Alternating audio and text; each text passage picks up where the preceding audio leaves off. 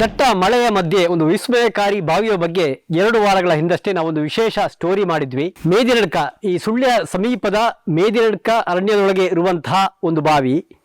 ಆ ಬಾವಿಗೆ ಹರಿದುಕೊಂಡು ಬರುವಂತಹ ನೀರು ಧಾರಾಕಾರ ಮಳೆಯ ಸಂದರ್ಭದಲ್ಲಿ ಪಕ್ಕದ ಒಂದು ತೋಡಿನ ಸ್ವರೂಪದ ಒಂದು ಹರಿದು ಬರೆದಂತಹ ನೀರು ಈ ಬಾವಿಯನ್ನು ಸೇರ್ತದೆ.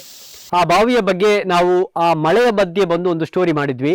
ಅಲ್ಲಿ ಆ ಬಾವಿಯಲ್ಲಿ ಎಷ್ಟೇ ಮಳೆ ಬಂದರೂ ಕೂಡ ಬಾವಿ ತುಂಬದೆ ಅದರ ಒಳಗಡೆಯಿಂದ ಬೇರೆ ಕಡೆಗೆ ನೀರು ಹರಿದು ಹೋಗ್ತಾ ಇರುವಂತಹ ಒಂದು ವಿಸ್ಮಯಕಾರಿ ವರ್ತಮಾನವನ್ನು ನಾವು ಹೇಳಿದ್ವಿ. ಆ ಬಳಿಕ ಅನೇಕ ಸಂಶೋಧನಾ ತಂಡಗಳು ಕೂಡ ಇಲ್ಲಿಗೆ ಬಂತು. ನಿನ್ನೆ ಮೊನ್ನೆಯಷ್ಟೇ ಪುರಾತತ್ವ ಇಲಾಖೆಯ ಉಪನ್ಯಾಸಕರು ಅವರ ವಿದ್ಯಾರ್ಥಿಗಳೊಂದಿಗೆ ಬಂದು ಈ ಭಾಗದ ಜನರೊಂದಿಗೆ ಈ ಬಾವಿಯನ್ನು ನೋಡಿದರು. ಪಕ್ಕದ ಏನು ಕುರುಹುಗಳು, ಬಂಡೆಕಲ್ಲಿನಲ್ಲಿ ಚಿತ್ರಗಳ ಕುರುಹು ಇದೆ, ಅದನ್ನು ಕೂಡ ನೋಡಿದರು. ಹಾಗಾಗಿ ನಾವು ಮತ್ತೆ ಈ ಪ್ರದೇಶಕ್ಕೆ ಬಂದಿದ್ದೇವೆ. ಮೇದಿನಡ್ಕದಲ್ಲಿರುವಂತಹ ಬಾವಿಯ ಪಕ್ಕ ಇದ್ದೇವೆ. ವೀಕ್ಷಕರೇ ಗಮನಿಸ್ತಾ ಇದ್ರಿ, ನಾನು ಈಗ ನಿಂತಿರುವಂತಹ ಸ್ಥಳ ಅದು ಮೊನ್ನೆ ನೀರು ಹರಿದು ಬರುವಂತಹ ಒಂದು ತೋಡಾಗಿತ್ತು. ಈ ಬಂಡೆಕಲ್ಲಿನಲ್ಲಿ ಮತ್ತೊಂದು ಕಡೆಯಿಂದ ಹರಿದು ಬರುವಂತಹ ನೀರು ಈ ಬಾವಿಗೆ ಮೊನ್ನೆ ನಾವಿಲ್ಲಿ ನಿಂತುಕೊಳ್ಳಲಿಕ್ಕೆ ಸಾಧ್ಯ ಇರಲಿಲ್ಲ. ಯಾಕಂತ ಹೇಳಿದರೆ ಇಲ್ಲೆಲ್ಲ ಮಳೆ ನೀರು ಬಂದು ಈ ಬಾವಿಯ ಒಳಗೆ ಆ ನೀರು ಶೇಖರಣೆ ಆಗ್ತಾ ಇತ್ತು. ಅಲ್ಲಿಂದ ನೀರು ಎಲ್ಲಿಗೆ ಹೋಗ್ತದೆ ಇರುವಂತಹ ಒಂದು ಪ್ರಶ್ನಾರ್ಥಕ ಚಿಹ್ನೆ ಎಲ್ಲರ ಮುಂದೆ ಇತ್ತು. ಒಂದು 2-3 ವಿಚಾರಗಳಿತ್ತು. ಬೇರೆ ಬೇರೆ ಕಡೆಗಳಲ್ಲಿ ಈ ನೀರು ಹರಿದು ಅದು ಕೆಳಗಡೆ ಬರ್ತದೆ ಇರುವಂತಹ ಒಂದು ವಿಚಾರಗಳನ್ನು ಕೂಡ ಅವತ್ತು ಹೇಳಲಾಗಿತ್ತು. ಅವತ್ತು ನಮ್ಮೊಂದಿಗೆ ಈ ಭಾಗದ ಸಾಮಾಜಿಕ ಕಾರ್ಯಕರ್ತರು, ಕರ್ಲಪಾಡಿ ದೇವಸ್ಥಾನದ ವ್ಯವಸ್ಥಾಪನಾ ಸಮಿತಿ ಅಧ್ಯಕ್ಷರು ಆಗಿರುವಂತಹ ರಾಜೇಶ್ ಶೆಟ್ಟಿ ಮೇನಾಲ್ ಅವರಿದ್ರು. ಅವರು ನಮ್ಮನ್ನು ಇಲ್ಲಿಗೆ ಕರ್ಕೊಂಡು ಬಂದಿದ್ರು. ನಾವು ಇಲ್ಲಿಯ ನೀರು ಎಲ್ಲಿ ಹೋಗ್ತದೆ ಎನ್ನುವಂಥ ಒಂದು ಪ್ರಶ್ನೆ ನಮ್ಮದು ಕೂಡ ಆಗಿತ್ತು. ಆದರೆ ಇವತ್ತು ಮಳೆ ಇಲ್ಲ, ಬಿಸಿಲಿದೆ. ಹಾಗಾಗಿ ನೀರು ಬೀಳುವಂತಹ ಒಂದು ಪ್ರಮೇಯ ಇಲ್ಲ. ಇಲ್ಲಿ ಒಂದಷ್ಟು ನೀರು ಮಾತ್ರ ಈ ಬಾವಿಯಲ್ಲಿ ಇದೆ. ಮೊನ್ನೆಯಷ್ಟೇ ಇಲ್ಲಿಗೆ ಈ ಒಂದು ಸ್ಥಳಕ್ಕೆ ಒಂದು ಅಧ್ಯಯನ ತಂಡ ಕೂಡ ಬಂದಿತ್ತು. MSRS ಕಾಲೇಜು ಶಿರುವ ಉಡುಪಿ, ಇಲ್ಲಿಯ ಪುರಾತತ್ವ ಸಹ ಪ್ರಾಧ್ಯಾಪಕ ನಿವೃತ್ತ ಉಡುಪಿಯ ಟಿ ಮುರುಗೇಶಿ ಅವರು, ಬ್ರಹ್ಮಾವರ SMS ಕಾಲೇಜು ಪುರಾತತ್ವ ವಿಭಾಗ ಉಪನ್ಯಾಸಕರಾಗಿರುವಂತಹ ಪ್ರಶಾಂತ್ ಶೆಟ್ಟಿ, ಉಡುಪಿಯ ಪುರಾತತ್ವ ಸಂಶೋಧಕರಾಗಿರುವ ಸುಭಾಷ್ ನಾಯಕ್, MSRSನ ಶಿರುವದ ಪುರಾತತ್ವ ವಿದ್ಯಾರ್ಥಿಗಳಾದ ಅರುಣ್ ಹಾಗೂ ರವೀಂದ್ರ ಕುಶೋ ಅವರು ಭೇಟಿಯನ್ನ ನೀಡಿದರು.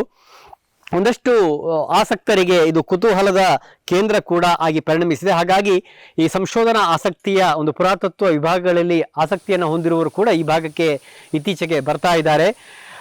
ಒಂದಷ್ಟು ಕಲ್ಲುಗಳ ಮಧ್ಯೆ ಇರುವಂತಹ ತೊರೆ, ಆ ತೊರೆಯಲ್ಲಿ ಹರಿದು ಬರುವಂತಹ ನೀರು ಸೇರುವಂತಹ ಒಂದು ವಿಸ್ಮಯಕಾರಿ ಬಾವಿ. ಆ ನೀರು ಎಲ್ಲಿಗೆ ಹೋಗ್ತದೆ ಅನ್ನುವಂಥ ಒಂದು ಪ್ರಶ್ನೆ. ಮತ್ತು ಪಕ್ಕದಲ್ಲೇ ಇರುವಂತಹ ಒಂದು ಬಂಡೆಕಲ್ಲು, ಆ ಬಂಡೆಕಲ್ಲುಗಳ ತುಂಬೆಲ್ಲ ಚಿತ್ರಗಳು.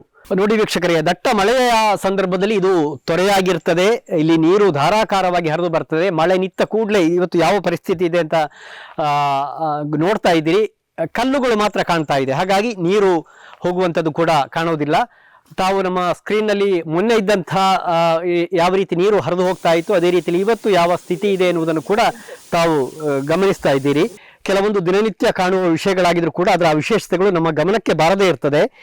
ಈ ಸುಳ್ಯದ ಅರಣ್ಯ ಪ್ರದೇಶದ ಒಳಗೊಂದು ಇರುವಂತಹ ಈ ಒಂದು ಬಾವಿಗೆ ಈ ಪ್ರದೇಶದ 100 ಎಕರೆಯ ನೀರು ಬಂದು ಈ ಮಳೆಯ ಮಧ್ಯೆ ಬಂದು ಸೇರ್ತದೆ ಎನ್ನುವಂಥದ್ದು ಒಂದು ವಿಸ್ಮಯ ಆಗಿದೆ. ಇದು ಅಜ್ಜಾವರ ಗ್ರಾಮದ ನಾರ್ಕೋಡು ಅಜ್ಜಾವರ ರಸ್ತೆಯ ಅಜ್ಜಾವರ ಗ್ರಾಮದ ಮೇನಾಲದ ಮೇದಿನಡ್ಕ ಅರಣ್ಯ ಪ್ರದೇಶದಲ್ಲಿ ಇರುವಂತಹ ಒಂದು ಬಾವಿ. ಮಳೆಯ ಮಧ್ಯೆ ನಿರಂತರವಾಗಿ ಇಲ್ಲಿ ನೀರು ಹರಿದು ಬಾವಿಗೆ ಸೇರ್ತದೆ. ಆದರೆ ಬಾವಿ ತುಂಬುವುದಿಲ್ಲ. ಬದಲಿಗೆ ಬಾವಿಯೊಳಗಿಂದಲೇ ನೀರು ಬೇರೆಡೆ ಹರಿದು ಹೋಗ್ತದೆ ಎನ್ನುವಂಥದ್ದು ಅದರ ಒಂದು ಸ್ಪಷ್ಟ ಮಾಹಿತಿ ಯಾರಿಗೂ ಕೂಡ ಇಲ್ಲ. ಒಂದೊಂದು ಕಡೆ ಅವರು ಇಲ್ಲಿಯ ಸ್ಥಳೀಯರು ಒಂದೊಂದು ಕಡೆ ಹೇಳ್ತಾ ಇದ್ದಾರೆ. ಒಟ್ಟು ಈ ನೀರು ಹರಿದು ಬಾವಿಗೆ ಧುಮ್ಮಿಕ್ಕುವಂಥ ದೃಶ್ಯ ಮಾತ್ರ ಅದು ಕಣ್ಮನ ಸೆಳೆಯುವಂಥದ್ದು, ತುಂಬಾ ಆಕರ್ಷಕವಾಗಿ ಕಾಣ್ತದೆ. ಒಂದು ಜಲಪಾತದ ರೀತಿಯಲ್ಲಿ ಅದು ಕಾಣುವಂಥದ್ದು. ಈ ಬಾವಿಗೆ ಸೇರುವ ನೀರು ತುದಿಯಡ್ಕ ಬಯಲು ಎಂಬಲ್ಲಿಗೆ ಸೇರ್ತದೆ ಅಂತ ಕೆಲವರು ತಿಳಿಸಿದರೆ, ಪಯಸುರಿ ನದಿಗೆ ಈ ನೀರು ಸೇರ್ತದೆ ಎನ್ನುವುದು ಇನ್ನು ಕೆಲವರು ತಮ್ಮ ಅಭಿಪ್ರಾಯಗಳನ್ನು ದಾಖಲಿಸ್ತಾರೆ. ಆದರೆ ಬಾವಿಯೊಳಗಿನಿಂದ ಹೇಗೆ ಮತ್ತು ಯಾವ ಹಾದಿಯಾಗಿ ಹರಿದು ಹೋಗ್ತದೆ ಎನ್ನುವ ಸ್ಪಷ್ಟತೆ ಕಂಡುಬರುವುದಿಲ್ಲ.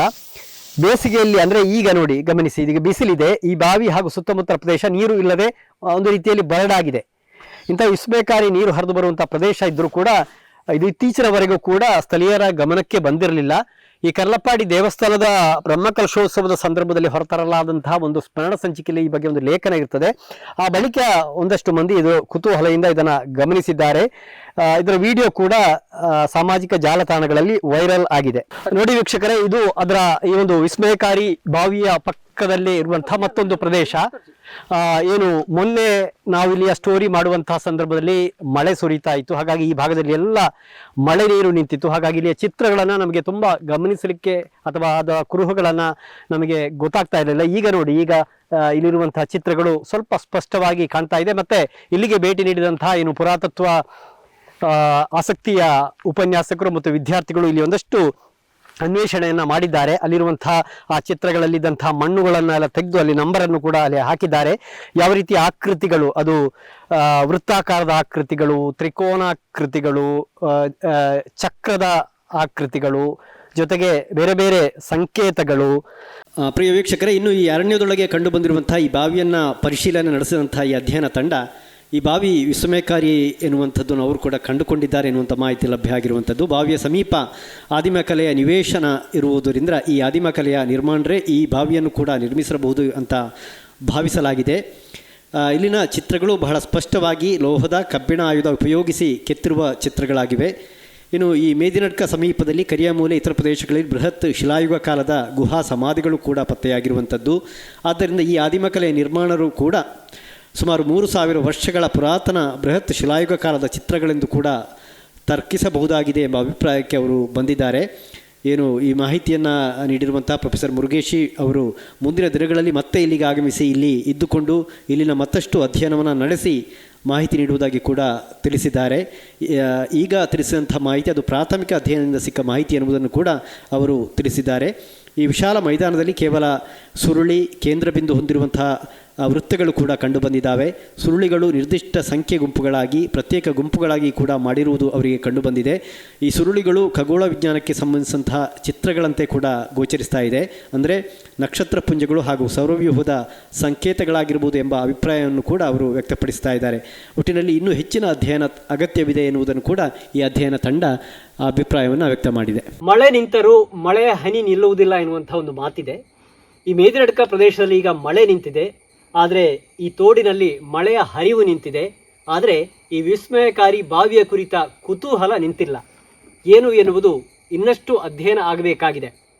ಮೇದಿನಡ್ಕದ ವಿಸ್ಮಯಕಾರಿ ಬಾವಿಯ ಬಳಿಯಿಂದ ಕ್ಯಾಮರಾ ಪರ್ಸನ್ ಯತೀಶ್ ಕದ್ರಾ, ಕೌಶಿಕ್ ರಾಮ್, ಸುದ್ದಿ ಬಳಗದ ಯಶಿತ್ ಕಾಳಮನೆ ಜೊತೆ ದುರ್ಗಾಕುಮಾರ್ ನಾಯಕರಿ, ಸುದ್ದಿ ನ್ಯೂಸ್ ಸುಳ್ಯ.